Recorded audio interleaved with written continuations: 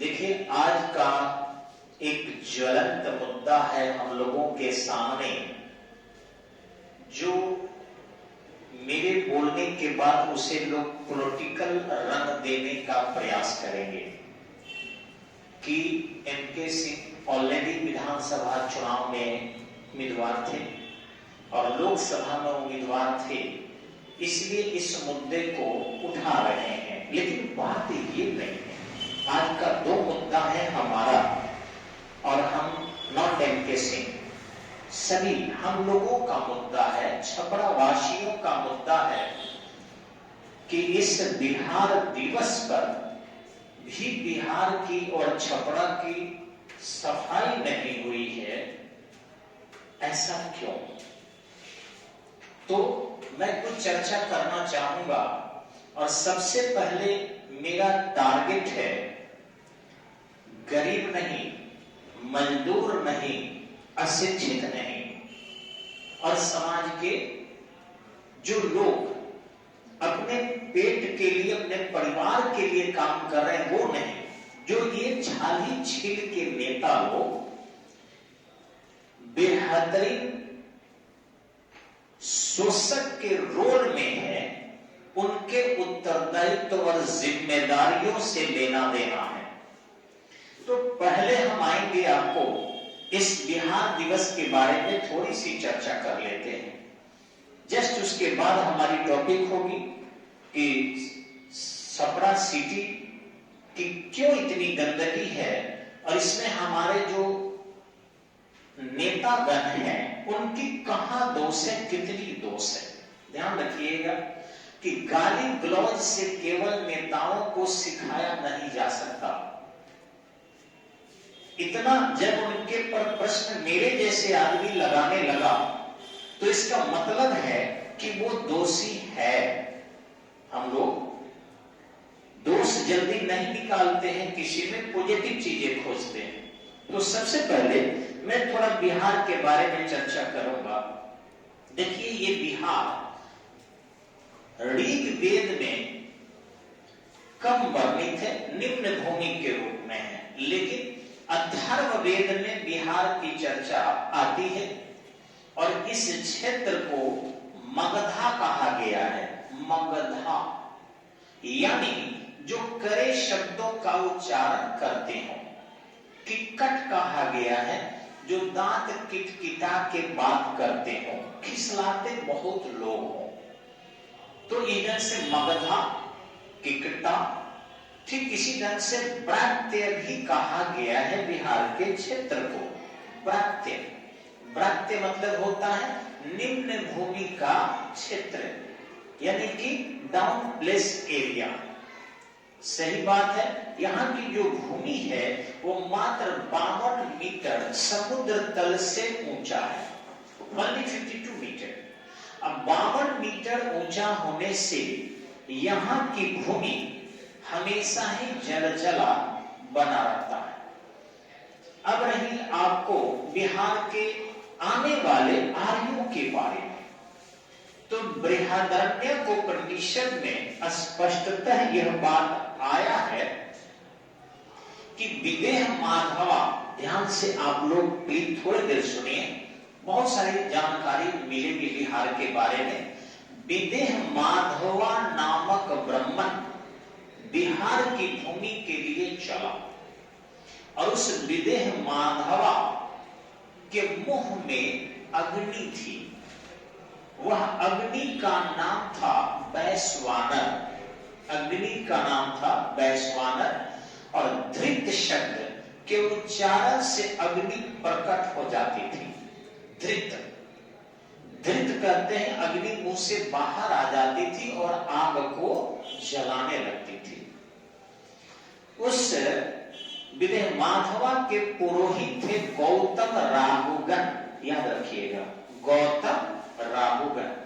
और आज भी आपको राह बाबा की पूजा होती है। अब देखोगे वैसे ही आग जलाया जाता है, और कुछ लोग उस आग पर चलता है, वो भी मई जून के महीने में। तो राह बाबा की पूजा करते हैं। तो गौतम राहुगण पुरोहित थे। वह अग्नि सप्त सिंधु प्रदेश से आगे पूर्व दिशा की ओर बढ़ती चली और इस क्रम में जब वो सरजुग और गंडक के बीच में जलाना शुरू की तो उसी में आपका सारण था। अब ध्यान रखेंगे कि सारण के बारे में कहा जाता है सारण ले सारण चली, सारण पे कई बैठ, सारण को सारण ना मिली, सारण हुई निषैठ। ये क्या है?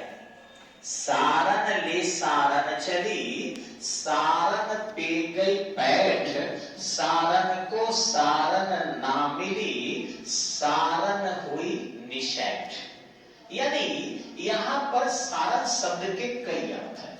सारण साड़ी पहनने वाली को भी कहते हैं, तो सारण एक स्त्री, सारण ले सारण चली, एक साड़ी लेकर चली थी। सारण पे गई बैठ, यानी नदी के किनारे जाकर बैठ गई और एक देख रही है कि सारण जो सड़क के चलता है सांप, उस सांप ने एक मेढक को पकड़ रखा था और वो मेढक छलांग लगाकर नदी में चला गया। तो वही सारण ले सारण चली, महिला कपड़ा लेकर नदी किनारे धोने के लिए गए थे। सारण ले सारण चली, सारण पे कई बैठ, यानी नदी के किनारा बैठ गए। सारण को सारण ना मिली, वो देख रही थी कि सांप को मेढक नहीं मिला, भाग गया। सारण हुई निषैठ, सांप उदास हो गया। तो इस ढंग से इनमें पूरे वाक्य का या कहें दोहा का अर्थ होता है। सारण का बहुत अर्थ होता है, लेकिन आप अरण्य पढ़े होंगे। अरण्य माने होता है जंगल। अरण्यानी एक देवी है जो जंगल की देवी कहलाती है। तो इस तरीके से सा जोड़ अरण्य, यानी जंगल के साथ जो बस्ती हो उसको सारण्य कहते हैं। तो ये आपका सारण जिला जंगल के साथ की बस्ती था और इसलिए इसे सारण्य कहा गया, क्योंकि सारण्य में लास्ट वॉवेल लेटर बहुत ऊर्जा को निकाल देता है, इसलिए लोग सारण कहकर छोड़ दिया। डबल ट्रिपल वॉवेल लेटर को यानी कि स्वर उच्चारण को रोक दिया और नाम हो गया सारण। लेकिन इसी क्षेत्र से विदेह माधवा इधर आपके हाजीपुर साइड में गया था।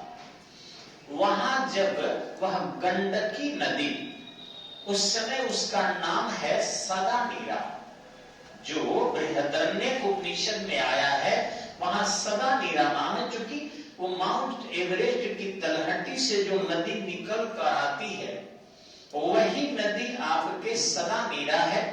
और वहां पर गोल गोल बड़ी सुंदर सुंदर पत्थर मिलते हैं, जिसे नारायण का पत्थर स्वरूप कहा जाता है और इसलिए इस नदी का नाम नारायणी भी है।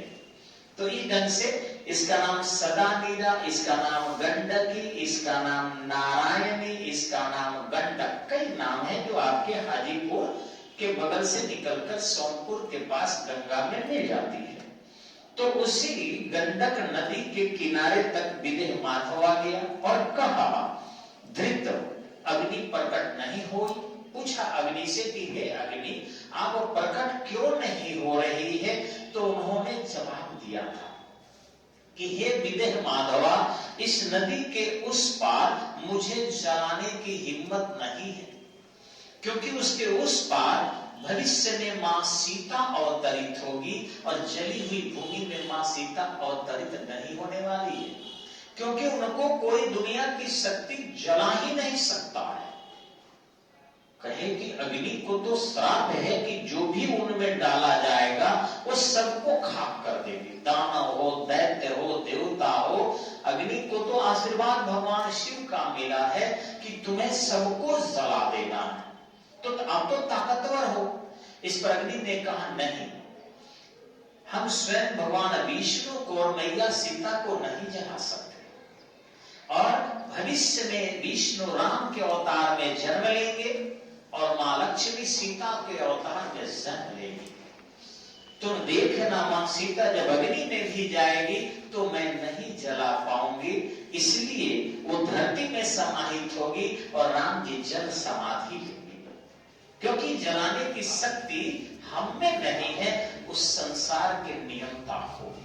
इसलिए जिस भूमि में वो जन्म लेगी उस भूमि को भी हम नहीं जला सकते। इसलिए हे विदेह माधवा, इस सदा मीरा के उस पार जाओ और वहां पर तुम अपने नाम पर विदेह नगर की स्थापना करो।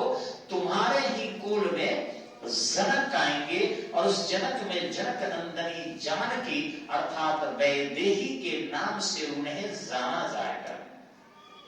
और वह वैदेही पुनः जो है आर्य रीति रिवाज के विस्तार करने में सुदूर द्वीपीय क्षेत्र तक जाएगी, जिससे संसार का आर्यीकरण हो सकेगा। तो इस बिहार की भूमि को बृहदरण्यक उपनिषद में वर्णित किया जा चुका है। उसी बिहार के आज स्थापना दिवस प्रशासकीय रूप से है। ध्यान दीजिएगा, ये नहीं कि बिहार स्थापित हुआ था 22 मार्च 1912 को, नहीं, बिहार तो था ही। बिहार की भूमि आज की भूमि नहीं है, एक ध्यान रखेंगे। बिहार अति प्राचीन है और विश्व की प्राचीनतम भाषाओं में से एक भाषा, पाली प्राकृत भाषा बिहार की भाषा है। इसी भाषा से संस्कृत व्याकरण का विकास हुआ है, इसी भाषा से तमिल व्याकरण का तोल्लकाप्पियम का विकास हुआ है। और कहा जाए, अगर गहन अध्ययन किया जाए तो विश्व की समस्त भाषाओं का विकास भी पाली प्राकृत भाषा से हुआ है। लेकिन उतने अध्ययन का समय लोगों के पास नहीं है और दूसरा बिहारियों को आत्मग्लानि में ग्रसित करके, उनका अपमान करके उनके अध्ययन को रोक दिया जाता है।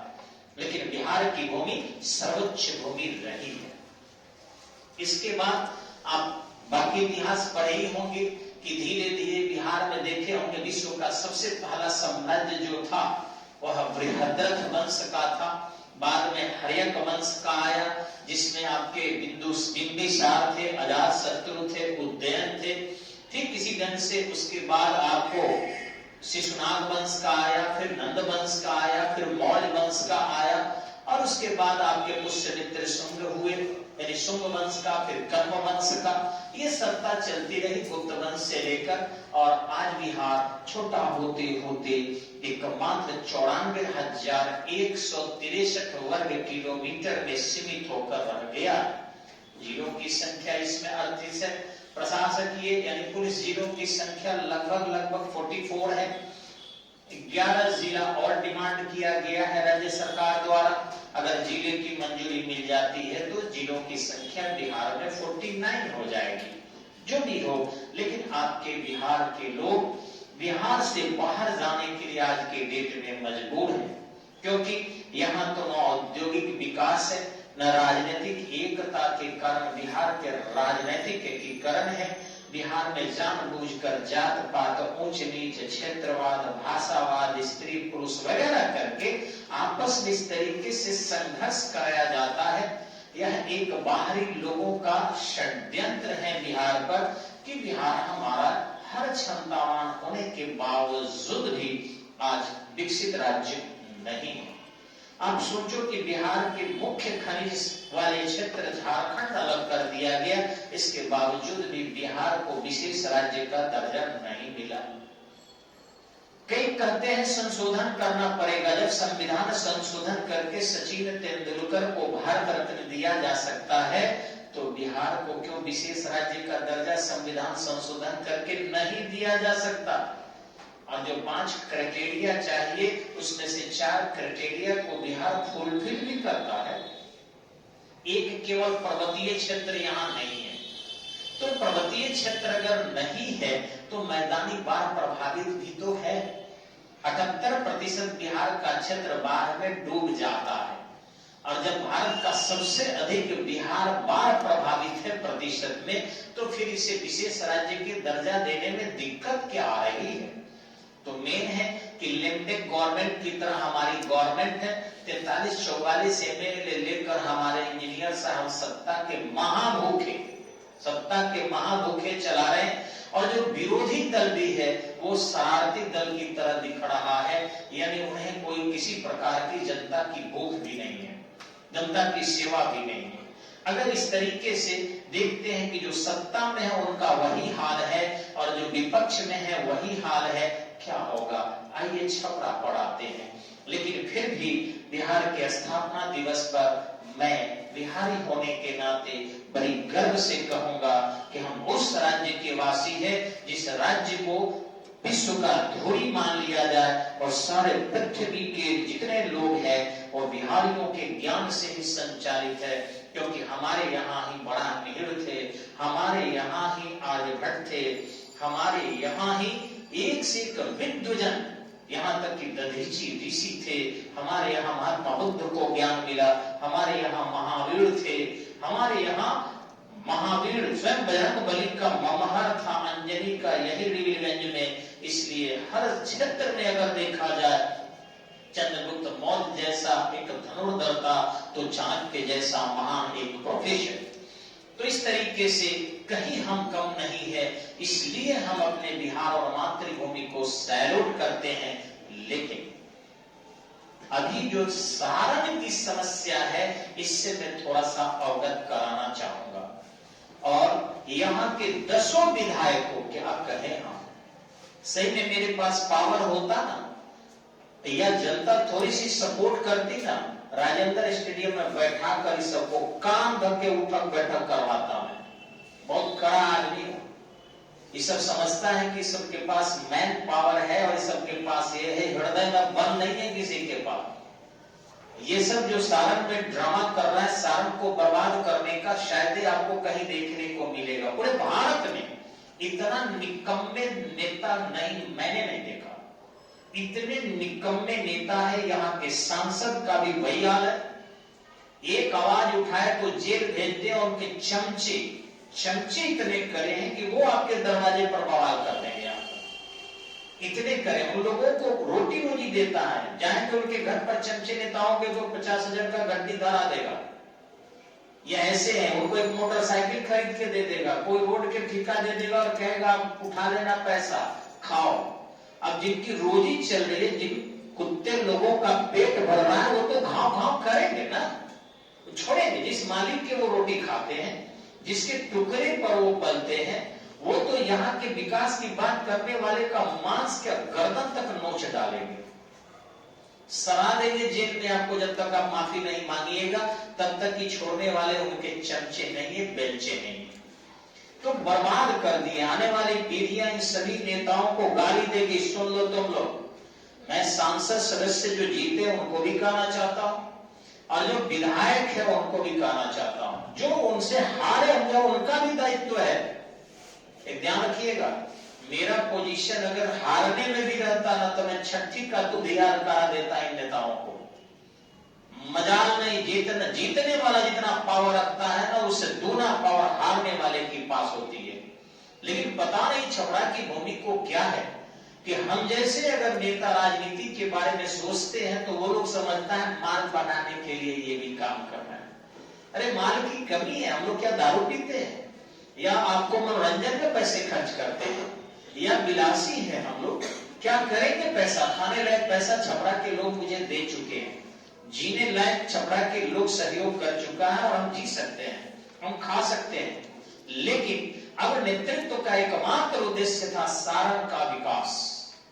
लेकिन जब हम लोग चुनाव में खड़े होते हैं तो सब फीसदी हम ही लोगों का स्थान होता है। इस छपरा जिला में आश्चर्य करेंगे 1257 वोट हमको आया था, गलती से, यानी 274 बूथ में मात्र 24 बूथ पर वोट पड़ा था, 250 बूथ पर 0 वोट आया था, 0। मैं बड़ी गर्व से कहता हूं कि शायद ये जानबूझकर जो हमारे भी लोग थे वोट नहीं डाले, क्योंकि शायद ये कहीं बिहार के छपरा के विकास के बारे में मत सोचने लगे। उनके अंदर भी, जिनके लिए मैंने सर्वस्व न्यौछावर किया, उनके अंदर भी जात पात आ गया कि ये निर्दलीय खड़ा है, हम तो आरजेडी से हैं, हम तो बीजेपी से हैं, हम तो मायावती के पार्टी से हैं, हम तो जो है समाजवादी पर, तरह तरह की अपनी अपनी चीजें लोगों के मन में आया। और अफसोस नहीं हुआ, मुझे दुख हुआ ये हुआ कि कम से कम हमें खड़ा होने के लिए भी तो वोट दिए होते। आज भी दुख होता है, मैं राजनीति के लिए नहीं जा, चुनाव में तो हमेशा खड़ा होंगे, ये जान लीजिएगा। मुझे एक भी वोट मेरा भी मिले तब भी मैं खड़ा होऊंगा, उसको रोकने का अधिकार किसी को नहीं है। लेकिन हाँ, जो अभी सारण के मैं कूड़ा कचरा देख रहा हूं, जहां देखो पता नहीं क्या तो नगर पालिका या नगर निगम में कचरा नहीं उठा रहा है। क्या नगर निगम कचरा नहीं उठाएगा तो हमारे हेड डॉक्टर साहब क्या कर रहे हैं? ये जान गया है माननीय छपरा के का क्या इनको लुटन विधायक, ये नाम देंगे कि 5 को व्यवसायी सबको जोड़ लिया है अपने साथ कि वो कहां से नोट बैलेंस करके और वोट भी तोड़ लेगा। 5 को बाबू साहब को जानता, हर मोहल्ले में 2-4 लाख जो है ऐसे कर देना है। 5 को यादव जी लोगों को मिला लेना है और केवल जीतने की कला जानता है, विकास नहीं जान रहे। हमारे अन्य यहाँ के जो विधायक है उनकी भी क्या दायित्व नहीं है इस नगर निगम के सफाई के लिए? क्या बनियापुर के लोग छपरा में नहीं रहता है कि मढ़ौरा के लोग छपरा में नहीं रहता है कि तरैया के लोग छपरा में नहीं रहता है कि गड़खा के लोग छपरा में नहीं रहता है कि एकमा के लोग छपरा में नहीं रहता है, माझी के लोग छपरा में नहीं रहता है? सभी विधानसभा के लोगों का कोई न कोई घर का छपरा में रहता है या कोई न कोई का संबंधित छपरा में रहता है, या डेरा लेकर रहे या घर बना के रहे। आज पता है चोरी छिपे हम लोगों को कूड़ा फेंकना पड़ रहा, वो भी कहा मोटरसाइकिल से कोई देखे नहीं, 4 बजे भोर में गाड़ी उठाकर और 2 को कूड़ा के बाल्टी टांग कर और 4 लेन पर जाके गिराना पड़ रहा है। उधर आप समझिए चंचौड़ा के आसपास कितना बुरा लग रहा है कि कूड़ा टांग के लिए नगर पालिका को हर तरीके का टैक्स देते हैं हम लोग, गवर्नमेंट को इनकम टैक्स अलग दे रहे हैं, हाउस रेंटल दे रहे हैं एकदम से 5500 रुपया सालाना सरकार ले रही है हम लोगों से नगर निगम। ठीक इसी ढंग से बिजली कमर्शियल दे रहे हैं। हमारे बच्चे जो है यहाँ रह रहे हैं, यहाँ के मार्केट को फैला रहे हैं, यहाँ किताब खरीद रहे हैं, यहाँ कॉपी खरीद रहे हैं, यहाँ फॉर्म भर रहे हैं, यहाँ कपड़ा खरीद रहे हैं, यहाँ की सब्जी खरीद रहे हैं। क्या इससे मार्केट नहीं चल रहा है? और हम लोगों जैसा आदमी जब कूड़ा अपने उठाकर और 4 लेन पर जाकर फेंके तो आप बताइए पढ़ाएंगे हम कब? और हर गली में देख रहे हैं कूड़ा कचरा फैला हुआ है। तो मैं फिर से कहूंगा कि जो भी मेरे मित्रगण है, आपके माध्यम से हम लोग तो कहीं इतना पैसा अगर थोड़ा सा रहता, कोचिंग चलता ना, तो मैं आंदोलन करवा देता, सही बता रहा हूं। लेकिन अभी थोड़ा दब गया है कोचिंग, नकदी समाप्त हो गई है। मैं तो जिंदाबाद मुर्दाबाद करवा देते नगर निगम कोई पक्का था, और विधायक के डेरा पर तो जरूर करवा देते, जिस विधायक का जहां डेरा था। अपने बच्चों को लेकर भाड़ा पर आदमी लेकर जिंदाबाद मुर्दाबाद करा देते जी, छोड़ते हम, लेकिन पैसा ही नहीं है, क्या करें हम? तो फेसबुक और वीडियो के अलावा कोई हमारे पास विकल्प नहीं है। अगर आप में से कोई मित्र सुन रहे हैं जिनको लग रहा है कि गुप्ता जी के पास तक पहुंच है, या जितेंद्र राय तक पहुंच है, केदार सिंह तक पहुंच है, या फिर आपके जो भी हमारे स्थानीय विधायक है या हमारे सांसद जी हैं, उन लोगों तक अगर पहुंच है किसी को, तो कृपया इस वीडियो को शेयर करें। महक रहा है सर महाराज, जिधर देखिए बदबू बदबू बदबू। जिनका डाउन फ्लोर घर है उस पर अगर रहना है और वहीं उनके घर के बगल में 2-4 बैलगाड़ी गिरा दिया गया है, 2-4 ट्रैक्टर पूरा गिरा दिया गया है, उनके राग में भी घर में बदबू जा रहा है, मच्छर फैल रहे हैं। ठीक 1 साल पहले कोरोना ने इतना तबाही मचाया था, क्या अब बीमारी नहीं फैलेगी? क्या बीमारी फैलने की संभावना समाप्त हो चुकी है? उस समय सफाई था कि जहां तहां जो है आपको वाश कराया जा रहा था, सैनिटाइजर बांटे जा रहे थे। आज कहां गए वो सारे एनजीओ वाले? वही एनजीओ वाले ही मिलकर प्राइवेट लेवल के माध्यम से, लेबर के माध्यम से सफाई करवा देते। तो ऐसे चुनाव में नगर निगम में हम देखे हैं कि मेयर के चुनाव में बाप रे बाप कोई ऐसा गली नहीं है जो रंगा पड़ा नहीं है, लेकिन सफाई का कोई जिम्मेवारी नहीं ले रहा है। सब लोग हम खड़ा होंगे, हम खड़ा होंगे। ये 46 हमारे वार्ड कमिश्नर है, ये कहां है? ये केवल पैसे बनाने के लिए है। करोड़ों करोड़ों रुपया फंड आता है राज्य सरकार की तरफ से, वो पैसा कहां जाता है? तो आप देख लीजिए, जितने हमारे वार्ड कमिश्नर है, जितने विधायक है, जितने हमारे नगर निगम के अध्यक्ष है, ये सब लोग कान में तेल डालकर बैठे हुए हैं। कितने कर्मचारी लगेंगे, क्या हम डबल कर्मचारी क्यों नहीं रखेंगे? तो ये एक बड़ी दिक्कत है। और दूसरी दिक्कत आपको बता दें, ये जो तस्वीर आपको बोर्ड पर दिख रहा है, क्यों दिख रहा है? ये जो अभी पुल बन रहा है, आप जो ये पुल देख रहे हैं ऐसे बनाकर और ऐसे लोग ले जा रहा है, क्या छपरा में इसकी आवश्यकता थी? नहीं थी। आप बताओ कि क्या सलेमपुर के लोग, साहेबगंज के लोग, या आपके ज्योति सिनेमा के लोग, या अलिया साहब के पोखरा के लोग, क्या मोहन नगर के लोग, या फिर आपको क्या साधनापुरी के लोग, या फिर दहियावा टोला के लोग, ये कौन लोग हैं जो भिखारी चौक से ओवरब्रिज पर चढ़ेगा और गुदरी उतरेगा? काहे के लिए? ये विकास नहीं है।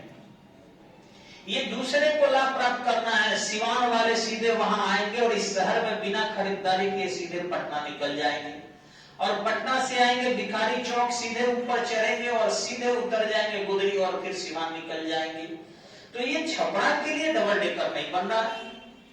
आपको थूकेंगे वो लोग तो गिरेगा छपरा में, खखारेंगे वे लोग तो गिरेगा छपरा में, और डबल डेकर से जितनी भी धूलकन उड़ेगा उड़ कर आसपास के मकानों में जाएगा। और यहाँ के सांसद कहेंगे हमने डबल डेकर बनवा दिया। काहे के लिए बनवा दिया? हमारे आंख में खोग कर सोने का गहना पहना दो, ये कोई मतलब हुआ? गहना नाक के लिए जरूरी होता है, कान के लिए जरूरी होता है, गर्दन के लिए जरूरी होता है। आंखों में छेद करके गहना नहीं बनाया जाता। तुमको बनाना ही था, अगर तुम बाईपास से बना देते, या जनरल जो सड़कें हमारी थी उन सड़कों को ही चौड़ीकरण कर दिया जाता तो बहुत ज्यादा भीड़ खत्म हो जाता। इतनी बाहर की गाड़ियां शहर के मार्ग से निकाल रहे हो तो निश्चित रूप से छपरा के लोगों को दंड दे रहे हो। इसमें 10 विधायक दोषी है और दोनों सांसद दोषी है, क्योंकि जन दबाव बनाया जाता तो मजाल नहीं था कि ये डबल डेकर बनता। ओवरब्रिज उससे बढ़िया बना दो, 4, 5, 10 ओवरब्रिज रेलवे का बनाओ, उससे लोग आसानी से आर पार हो जाएगा। गति उसमें तीव्रता लाओ, सड़कें चौड़ी कर दो, जरूरत पड़े तो हमारा स्टडी पॉइंट की साइड से इधर से काट दो, ये गंगा सिंह कॉलेज थोड़ा चौड़ा हो जाएगा। इधर से अगर लगे कि सलेमपुर के रोड को चौड़ीकरण करना, इधर से थोड़ा सा स्टडी पॉइंट काटते हुए निकाल दो, पूरा का पूरा सड़कें चौड़ी हो जाएगी। लेकिन ये डबल डेकर से कोई फायदा नहीं है। इसलिए आज इस बिहार दिवस पर मुझे इतना ही कहना है कि मुझे गर्व है कि मैं बिहारी हूं, मुझे गर्व है कि मैं बिहारी हूं, और आज बिहार दिवस पर मैं दुख प्रकट करता हूं कि मुझे दुख है कि हम बिहारी समझते नहीं है जात पात पर कि हम अहिर हैं तो हम आरजेडी ही देंगे, हम बैकवर्ड हैं तो हम आरजेडी ही देंगे, हम जनरल है तो हम बीजेपी ही देंगे, हम पंडित जी हैं तो बीजेपी ही देंगे, हम भूमिहार हैं तो बीजेपी ही देंगे, हम राजपूत हैं तो बीजेपी ही देंगे, हम दलित हैं तो देखते हैं कि मांझी जी किधर जा रहे हैं। मांझी जी अगर बीजेपी से गठबंधन करेंगे तो बीजेपी में देंगे, और मांझी जी अगर आरजेडी से हस्तक्षेप जो गठबंधन करें तो आरजेडी में। क्या मतलब है? क्या जात पात से आपका बिहार सुधरने वाला है? अरे कम से कम हम लोगों को जिताओ मत यार, या मेरे जैसे लोगों को तुम विधायक मत बनाओ, लेकिन एक इतना वोट जरूर दे देना चाहिए जिससे हम लोग लड़ते और लड़कर आपके लिए सड़कों के लिए काम करते। अगर आप डीएम के पास अगर हम जाएं, अगर एसपी के पास जाएं, तो वो सीधे कहते हैं कि पर्सनल कोई प्रॉब्लम हो तो आप कहिए, आपका समाधान करेंगे। समाज के लिए 1257 वोट लेकर अगर आप आते हैं और 250 बूथ पर 0 वोट लेकर, तो सर हम कुछ नहीं कर सकते। आपका पर्सनल जो भी प्रॉब्लम हो आप कहिए, आपका देन एंड देयर इसी क्षण समाधान करेंगे। सारे प्रशासन के लोग मानता है, ये रियल बात है। लेकिन वो कहते हैं कि पर्सनल आपका मैटर हो तत्क्षण समाधान है। लेकिन पर्सनल मैटर तो खैर होता ही है, लेकिन ये दर्द मैं देखता हूं कि इतना कूड़ा कचरा है कि नीतीश जी के लोगों को भी शर्म आनी चाहिए कि आज सारा नरक में डूबा हुआ है। ऐसा क्यों? इसलिए इस लाइन को हम थोड़ा सा विराम दे रहे हैं, इतना ही करते हुए कि प्लीज आप सभी से अधिक शेयर करें। आपको भी लगता है कि ऐसा कुछ करने से शायद छपरा की सफाई हो सकती है, अच्छी व्यवस्था बन सकती है, डबल डेकर का कार्य जो है या तो तेज गति से पूरा किया जाए या इतना ही पर बंद कर दिया जाए। ये बेकार काम है, ये छपरा के विकास के लिए नहीं है। ये मैं पहले भी एक बार कहा था, हालांकि इसी के कारण हमारे वीडियो बंद कर दिए गए, फेसबुक मेरा बंद हो चुका था, क्लोज हो गया था, लेकिन फिर मैं रिस्क लेकर मैं बात कर रहा हूं आपसे। आप लोग भी ऐसे लाइव आकर और कम से कम इस चीज को फैलाइए कि बिहार का विकास और छपरा का विकास दोनों एक दूसरे की कड़ी है। ऐसा नहीं हो कि हम केवल पटना में मेट्रो रेल का विकास करें और वहां परिचालन करें और छपरा को गंदगी का अड्डा तो बना ही दिया गया था डबल डेकर के माध्यम से, अब कूड़ा न उठाकर पूरी तरह नरक में तब्दील कर दिया गया। इसका मुझे बहुत खेद है। धन्यवाद, आपने इतना बहुमूल्य आप लोग सुनने में समय दिया। नमस्कार, जय हिंद, जय बिहार।